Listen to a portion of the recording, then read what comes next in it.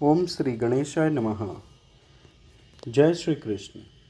बुध प्रदोष व्रत कथा।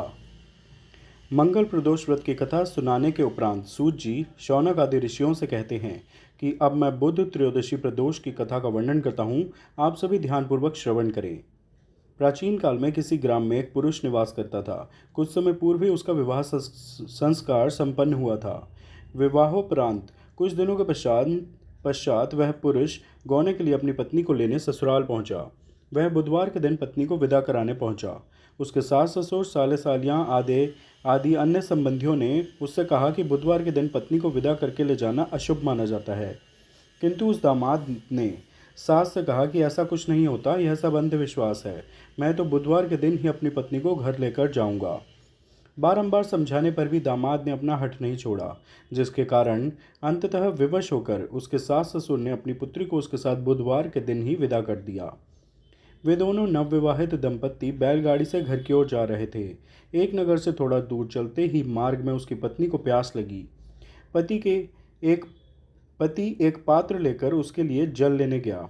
जब वह लौट कर आया तो उसने देखा कि एक अज्ञात व्यक्ति उसकी पत्नी के लिए लोटे में जल लेकर आया है तथा उसकी पत्नी उसका पान कर उस व्यक्ति के साथ हास्य विनोद कर रही है।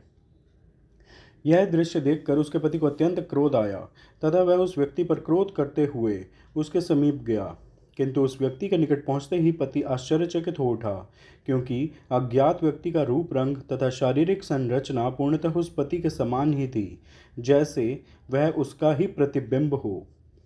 वे दोनों वहीं लड़ने लगे तथा उन्हें लड़ते हुए देखकर वहां पथिकों की भीड़ एकत्रित हो गई।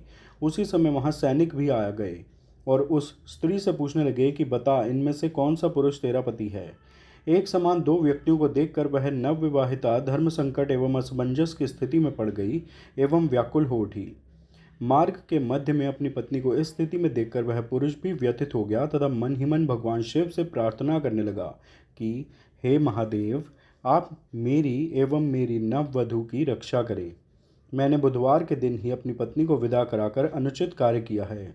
हे भोले शंकर, मैं भविष्य में ऐसा अपराध कदापि नहीं करूँगा, मुझे क्षमा करें भगवान। भगवान शिव ने उसकी प्रार्थना स्वीकार कर ली तथा तत्क्षण ही वह अज्ञात व्यक्ति वहां से अंतर्ध्यान हो गया। तदुपरांत वह पति अपनी नववधू को लेकर सकुशल अपने घर पहुंच गया। उसी घटनाक्रम के पश्चात पति पत्नी दोनों विधि विधान से श्रद्धापूर्वक बुधवार प्रदोष व्रत का पालन करने लगे। इति श्री बुध प्रदोष व्रत कथा संपूर्ण। आप सब प्रेम से मेरे साथ बोलिए, हर हर महादेव, हर हर महादेव, हर हर महादेव। कृपया इस वीडियो को लाइक व शेयर करें व चैनल सब्सक्राइब करें। धन्यवाद। जय श्री गणेश। हर हर महादेव।